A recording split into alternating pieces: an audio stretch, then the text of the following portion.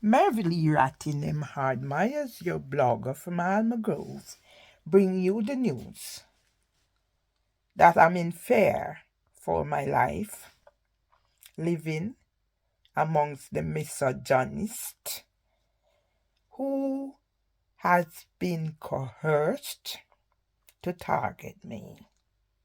There's a mob in Alma Grove. Last time I had to call the police out. The police came to join the mob. So I called them out. They treated me like a criminal, asked questions around Alma Grove.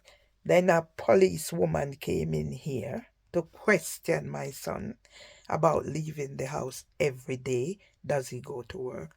Another malicious report.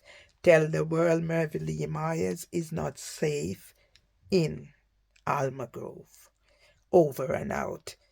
Your freelancer reporting on the latest happenings of misogyny in Alma Grove. I will no longer be depressed and dying slowly of torture. I'll put the slow torture into therapy. Mark Rowley, I am your strong Jamaican woman.